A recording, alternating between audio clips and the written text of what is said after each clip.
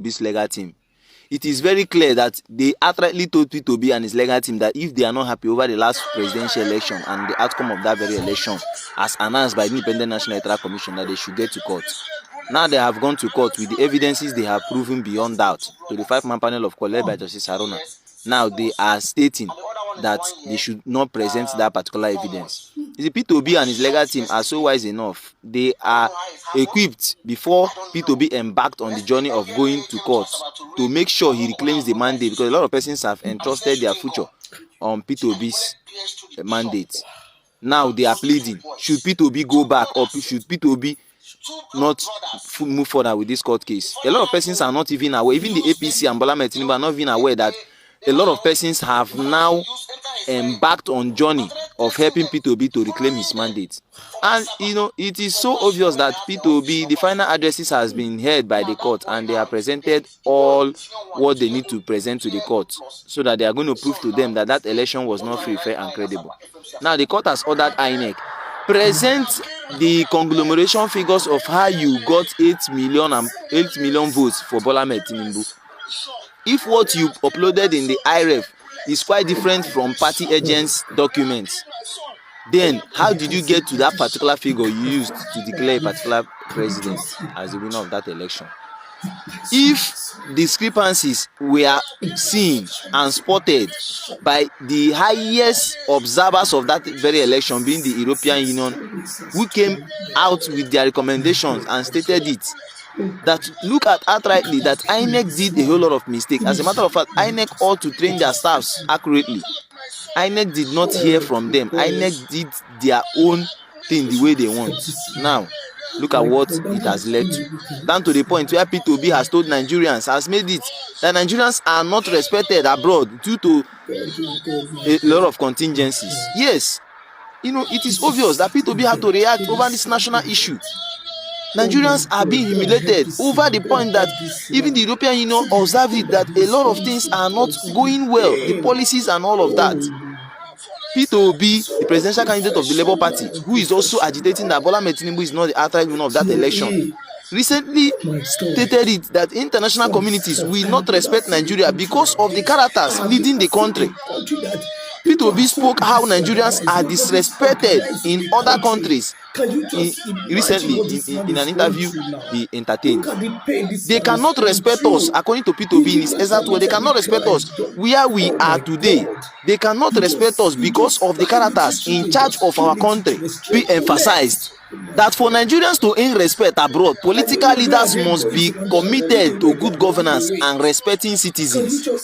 According to him in his exact word, he said, all I am saying is that this passport will be great. It requires us to do the right thing, to respect our constitution.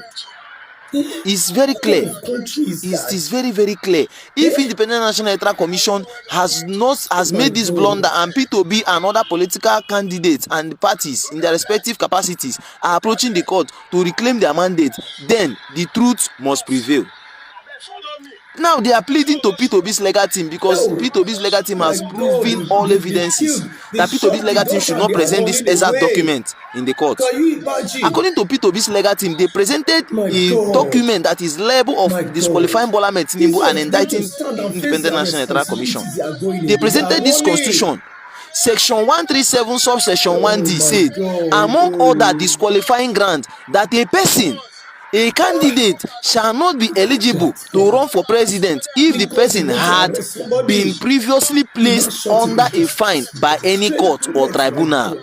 How INEC truncated the constitution and did what was in their mind. And after the all said and done has been done, after all the discrepancies has been approved and signed and documented by INEC now had the effrontery to call for a conglomerated meeting of all commissioners to start asking them the procedures and the defaults and the merit of what really occurred in that very election. INEC is not stating that they are going to improve the subsequent election from the previous one. What is really happening? Look at what is happening. Look at the constitution that is embedded, that further argument linking it up to the section 137 subsection 1D of the 1999 1999 constitution as amended that a person shall not be qualified for election to the office of the president if he or she is under a sentence or fine of any other offence involving dishonesty or fraud. Recall that Bola Ahmed Tinubu has been alleged of $460,000 for forfeiture under his name. He has not cleared that dust up till now, of which Bola Ahmed Tinubu's legal team are looking for a way not to indict themselves, because this constitution is already indicting Bola Ahmed Tinubu. Now they are pleading that P2B's legal team should not present this particular document in court. Why? Why wouldn't they present it? These are one of the proofs that shows that they outrightly won that election.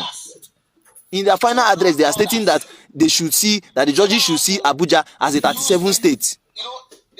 That means even if they did not get 25% aggregate vote, it should not be a criterion and a status quo to disqualify a particular candidate from a political party. Why is it that when it gets to the APC, when it gets to their time, they want to truncate and jeopardize the constitution? Well, it is left for the court to make sure that they uphold this particular constitution. P2B's legal team has made it avail that this is exactly what is indicted. Then if Bola Ahmed Tinubu is not guilty of having any fraudulent case outside the country, then the constitution should be thwarted. But at this point in time, P2B's legal team has also replied and sent a direct message to Bola Ahmed Tinubu and his legal team that this particular document and other subsequent documents will be exposed in the court to make sure that they indict Bola Ahmed Tinubu, and probably the court will give the final verdict, and all the future and the hope of Nigerians and a lot of persons who have entrusted their future under P2B will be enlightened. React on the comment section. What is your take on this? What is your advice to P2B's legal team? Should they go further to present more documents? Advise P2B's legal team appropriately on the necessary things they need to do, because immediately after the adoption of all addresses, then the court will definitely give the final verdict on the final judgment day, which is going to elapse under 180 days, of which any candidate who is not happy over the outcome of the final judgment from the Presidential Tribunal Court can now further to the Supreme Court. And with these evidences, P2B is very, very clear of reclaiming his mandate. React on the comment section, share this video, like this video, and do well to often hit the subscribe button so that you get notified when I drop more trending videos.